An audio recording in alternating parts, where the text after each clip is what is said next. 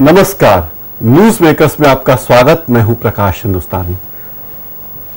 क्या आपको मालूम है कि आपके निजी सुनने के लिए या आपके कार में सुनने के लिए आप जो संगीत उपयोग में लाते हैं, जो संगीत सुनते हैं, उसके लिए कोई लाइसेंस की जरूरत नहीं है। लेकिन इसके अलावा कहीं भी आप संगीत बजाते हैं तो उसके लिए आपको लाइसेंस लेने की जरूरत है। अगर आप शादी कर रहे हैं किसी की और बैंड बाजा बजा रहे हैं, उसके लिए लाइसेंस जरूरी है। मैरिज गार्डन है आपका तो लाइसेंस लेना जरूरी है। अगर आपका बैंक है, अगर आपका रेस्टोरेंट है, आपकी पान की दुकान है तो उसको लाइसेंस लेना जरूरी है। अगर आप मैरिज गार्डन चला रहे हैं तो वहां संगीत आप जब तक नहीं बजा सकते जब तक कि आपने उसके लिए लाइसेंस नहीं लिया।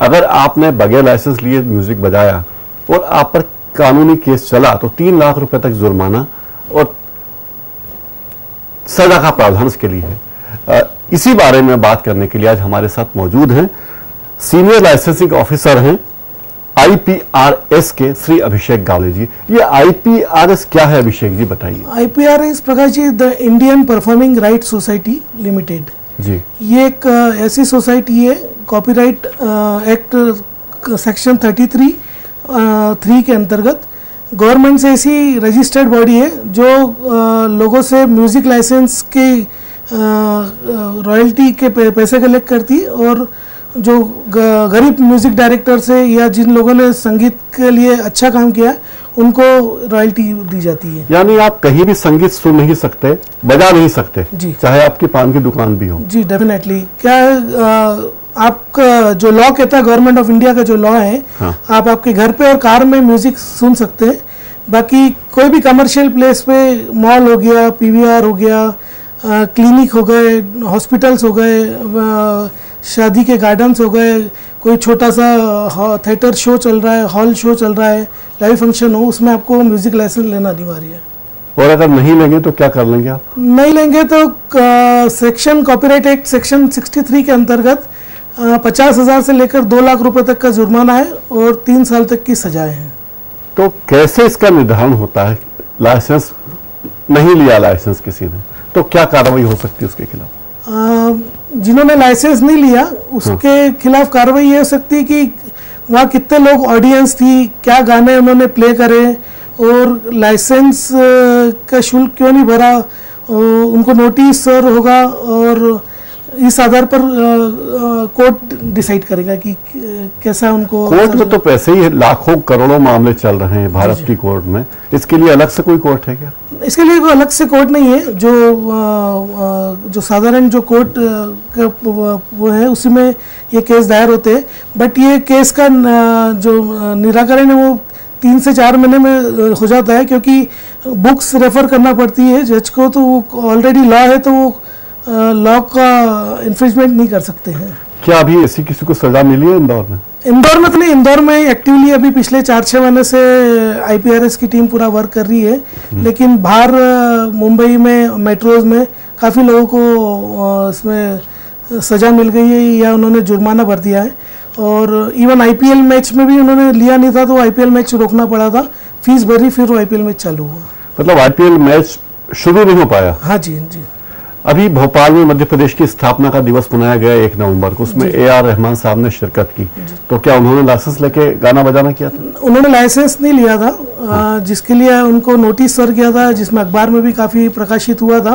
गवर्नमेंट जो MP गवर्नमेंट का संस्कृति विभाग है उससे और IPRS का कोर्ट में मामला लंबित है। इंदौर में लता अलंकरण समारोह होता है जिसमें फिल्मी गानों पर आधारित कार्यक्रम होता है, तो क्या लाइसेंस लेते हैं उसके लिए? जैसा मैंने आपको बताया कि पिछले 6 महीने से IPRS की टीम इंदौर में सक्रिय हुई है। IPRS मुंबई में मुंबई या सभी मेट्रोज में काफ़ी एक्टिवली पार्टिसिपेट की थी, लेकिन अभी तक उनको या तो अप्रोच IPRS से नहीं किया गया था, लेकिन अब अप्रोच करके उनको भी लाइसेंस लेने का अनिवार्य कहा जाए। अभिषेक जी, मान लीजिए किसी के घर में शादी है, बेटी की या बेटे की शादी है, शादी किसी होटल में हो रही है, शादी है तो नाच गाना तो होगा ही। पहले से कुछ तय नहीं होता कि कौन से गाने गाएंगे, फिल्मी गाने गाएंगे, लोकगीत गाएंगे, तो इसमें लाइसेंस कैसे लिया जा सकता है? हमें पता नहीं कि कौन आदमी गाना गाने लगेगा। जी, होटल में आप जा रहे हैं तो होटल के मालिक की जवाबदारी है। मैरिज गार्डन में आप जा रहे हैं तो गार्डन के मालिक की जवाबदारी है। इसमें या जो आयोजन कर रहा है आयोजक जो है उसकी जवाबदारी कि म्यूजिक लाइसेंस लिया जाए। गाने आप यदि डीजे नए संगीत बजा रहे या पुराना संगीत बजा रहे, उसमें एक तय शुल्क है, वो आपको फीस पे करके देना पड़ेगा। कितना शुल्क होता है आमतौर पर?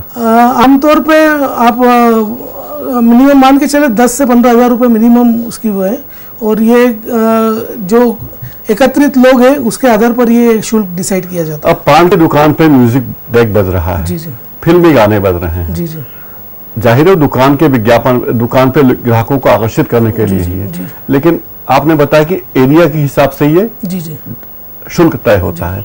अब पान की दुकान पे गाना बज रहा है, संगीत बज रहा है, और दुकान तो उसकी छोटी सी है, 10 बाय 10 की दुकान है, और आवाज जा रही है 100 फीट तक, तो कैसे मानेंगे आप? नहीं, इसमें यदि पान की 3 बाय 3 की भी गुमटी हो तो उसमें एक निर्धारित शुल्क है, कम से कम उतना शुल्क तो पान की दुकान को पे करना है। यानी पान की दुकान, अगर आपकी पान की दुकान है और आप अपनी दुकान में फिल्मी गाना बजा रहे हैं, तो वो भी आपके हिसाब से अपराध है? जी डेफिनेटली। मतलब आप लेकिन पान की दुकान वाला अपने सुनने के लिए गाना बजा रहा है, और दूसरा ग्राहक आया उससे सुन ली उसकी आवाज, वो यदि उसको सुनना है तो वो ईयरफोन लगा के सुने, और जोर से आवाज करके कर रहा है तो वो उसके कस्टमर को एंटरटेन कर रहा है, तो उसको शुल्क दे के लाइसेंस लेना पड़ेगा अनिवार्य। पर आपने कहा कि ईयरफोन लगा के सुने।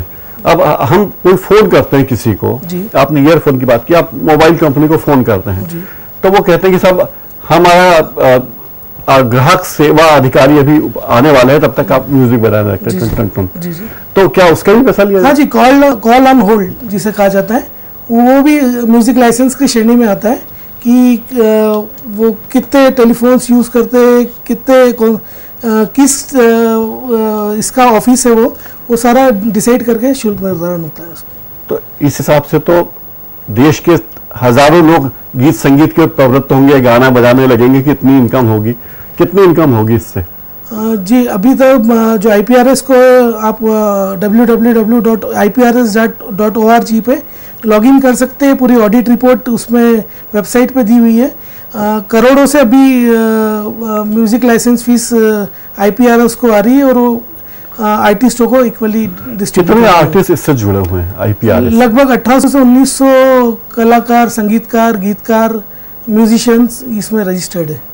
मतलब AR रहमान से लेकर लता मंगेशकर तक और श्रेया घोषाल से लेकर कविता कृष्णमूर्ति तक सारे इसमें रजिस्टर्ड है। सारे इसमें रजिस्टर्ड है। यानी अगर हमने गाना बजाया, हमने लाइसेंस फी दी, तो उस पैसे का वितरण उन लोगों में किया जाएगा? जी डेफिनेटली। इसकी जरूरत क्यों आन पड़ी? इसकी जरूरत इसलिए आ पड़ी प्रकाश जी कि मैं आपको एक किस्सा बताता हूँ कि इतनी शक्ति देना हमें दाता, शक्ति हमें देना दाता। आपने गाना सुना होगा, कई स्कूलों की प्रार्थना है। जी जी। इसके जो म्यूजिक डायरेक्टर है कुलदीप सिंह, उन्होंने ये गाने का लिखा भी है, लेकिन आपको जानकर बड़ा दुख होगा कि वो आज मुंबई की एक झोपड़पट्टी में रह रहे हैं।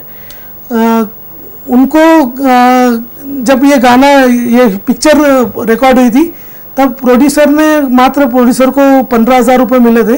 तो प्रोड्यूसर ने ये कह के उनका शुल्क नहीं दिया था कि मेरे को मेरा पिक्चर का ही पैसा नहीं मिला, तो मैं आपको म्यूजिक का पैसा दे नहीं सकता हूँ।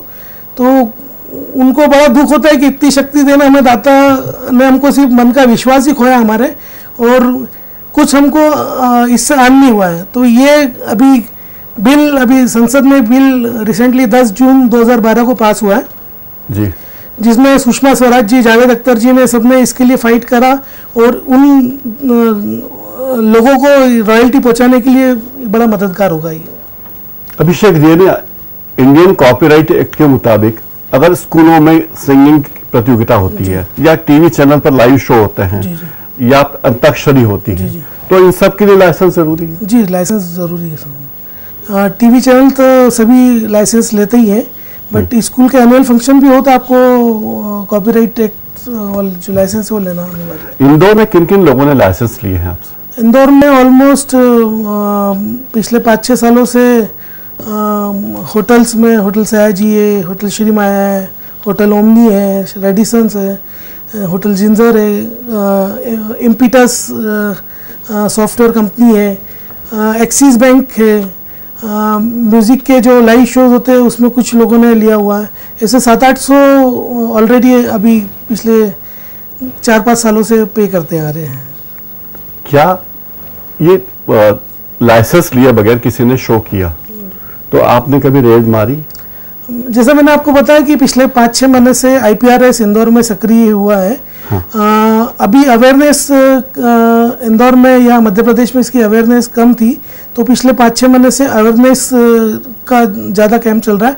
लेकिन अब चूंकि लोगों को बहुत सारों को जानकारी लग चुकी है, तो अब यदि लाइसेंस नहीं लिया तो उसमें कठोर से कठोर कार्रवाई की जाएगी। यानी अगर आप रेस्टोरेंट चलाते हैं तो आपके पास आने वाले इंस्पेक्टर वैसे ही काफ़ी हैं, खाद्य निरीक्षक से लेके लाइसेंस, नगर निगम की लाइसेंस प्रणाली तक, अब म्यूजिक भी उसमें शामिल हो गया, क्योंकि हर रेस्टोरेंट में कुछ न कुछ तो म्यूजिक बजता है। डेफिनेटली उस म्यूजिक से उसके कस्टमर एंटरटेन हो रहे हैं, और जो म्यूजिक प्ले हो रहा है वहाँ पर, उससे उन आर्टिस्टों को और गरीब म्यूजिशियंस है उनको रॉयल्टी से जो फीस आएगी, म्यूजिक लाइसेंस से जो फीस आएगी, वो रॉयल्टी बतौर उनको दी जाती है। ऐसा क्यों नहीं हो सकता कि उस संगीत से कुछ लोग तो एंटरटेन हो रहे हैं और कुछ लोगों को सजा लग रही है तो उनको उसका पैसा मिले? जैसे किसी रेस्टोरेंट में गए और कोई भद्र व्यक्ति आया और गाना बज रहा है, मर्डर का गाना बज रहा है या चिकनी चमेली की टाइप गाना बज रहा है, तो उसका एंटरटेनमेंट नहीं हो रहा सीनियर सिटीजन का, वो उसमें परेशान हो रहा है, तो भी पैसे देना है उसे। बिल्कुल, उस रेस्टोरेंट का जो एरिया है, सिटिंग एरिया है, वो काउंट किया जाता है। उसमें किचन एरिया या वॉशरूम एरिया वो छोड़ दिया जाता है, बट उस कारपेट एरिया जितना रेस्टोरेंट का, उस रूप से उस अनुसार उनको म्यूजिक लाइसेंस का फीस देना होगा। आमतौर पर ये क्या रेट है इसका? आमतौर पर मैं बताया, जैसे एयरलाइंस के लिए तो 3 रुपये प्रति यात्री प्रतिदिन उसका है। जो रेस्टोरेंट है उसका रूम्स कितने हैं, उसके यहाँ पर कितने रूम्स में टीवी लगा है, रेस्टोरेंट में म्यूजिक प्ले हो रहा है नहीं हो रहा है, वो सब चीज़ का टैरिफ एक भारतीय जो गजेट में है वो प्रकाशित हो चुका है, तो उस हिसाब से लिया जाता है। तो आप लोगों को क्या सलाह देंगे, क्या करना चाहिए उन्हें? मैं लोगों को ये सलाह दूंगा कि कुछ भी आपके घर में आयोजन हो रहा है या कुछ बाहर आप होटल में कर रहे हैं, तो आप ज़रूर उन म्यूज़िक, जिन्होंने इतने म्यूज़िक आपको इंटरटेन कर रहे हैं, इतने म्यूजिशियन जो 20 साल पहले 25 साल पहले आपको गाना दे के गए, उन लोगों के लिए म्यूज़िक लाइसेंस आप ऑब्टेन करें, और जिससे उनको रॉयल्टी जाएगी, उनके घर वालों को उसकी मदद होगी, आप ज़रूर लें। कई कलाकारों को तो काफ़ी ज़्यादा इनकम हो जाएगी इससे। जी ज़रूर, इनकम तो नहीं हो सकती, जैसे ए.आर. रहमान को लाखों में रॉयल्टी जाती है, लता जी को जाती है, बट उनको ये एक बेसिक उनकी जो रिक्वायरमेंट है, जो गरीब म्यूजिशियन है उनकी रिक्वायरमेंट फुलफिल हो जाएगी। जो पैसा से सक्षम है उनके लिए तो ये शुल्क कुछ वो नहीं है, मददगार नहीं होगा। और गरीब लोग जो गाना बजाना कर रहे हैं वो नहीं कर पाएंगे। नहीं, आप झोपड़पट्टी में कोई व्यक्ति रहता है, गरीब आदमी, उसके पास इंटरटेनमेंट के दूसरे साधन नहीं है, या गांव में बहुत दूरस्थ इलाके में कोई व्यक्ति मनोरंजन के साधन नहीं है, तो वो अपना गाना बजाना करके किसी तरह मनोरंजन करता है। उनको उसमें सलाह दूंगा कि वो भी कॉपीराइट सोसाइटी में, IPRS में अपना नाम रजिस्टर्ड करवाए और उनका कार्य उसमें उल्लेखित करवाए, तो उन्हें भी IPRS से रॉयल्टी दी जाएगी। यानी संगीत का उपयोग अगर आप अपने निजी उपयोग के अलावा कैसे भी कमर्शियल यूज कर रहे हैं, चाहे आप बस में कर रहे हैं, चाहे विमान में कर रहे हैं, चाहे रेस्टोरेंट में कर रहे हैं, चाहे पान की दुकान पे बजा रहे हैं, वो संगीत आपको फ्री में नहीं मिल रहा है, आपको संगीत के पैसे देने हैं। लेकिन अभिषेक जी, आजकल तो लोग मोबाइल पर, कंप्यूटर पर सारे गाने डाउनलोड करने लगे हैं। पाकिस्तान की कुछ वेबसाइटें जो हमारे भारतीय कलाकारों का पूरे के पूरे संगीत के एल्बम डाल देते हैं साइट पर, कोई भी व्यक्ति उससे डाउनलोड कर सकता है। जी, उसी कारण जो कैसेट कंपनी की जो हाल हो गए हैं, बड़े दयनीय हाल है। जो HMV हो गए या दूसरी कैसेट कंपनी है, नए एल्बम कुछ लॉन्च होता है तो 50 कैसेट भी एक आउटलेट से बिक नहीं पाती है। तो आप मान के चले कि जो डाउनलोडिंग हो रहा है ये बिल्कुल गलत है और कानूनन अपराध है। आपका बहुत बहुत धन्यवाद अभिषेक गावड़े जी, आप हमारे स्टूडियो पधारे। आपने हमारे दर्शकों को ये जानकारी दी कि अगर आप संगीत का कोई भी कार्यक्रम कर रहे हैं, अगर आप संगीत का उपयोग निजी तौर पर करने के अलावा किसी और रूप में कर रहे हैं, तो ये अपराध है और आपको इसके लिए लाइसेंस लेना जरूरी है। आप हमारे स्टूडियो पधारे, धन्यवाद। आपका बहुत बहुत धन्यवाद। धन्यवाद। न्यूज मेकर का यह कार्यक्रम आप YouTube पर जाकर भी देख सकते हैं। YouTube पर इस कार्यक्रम का URL स्क्रीन पर नीचे दिया गया है।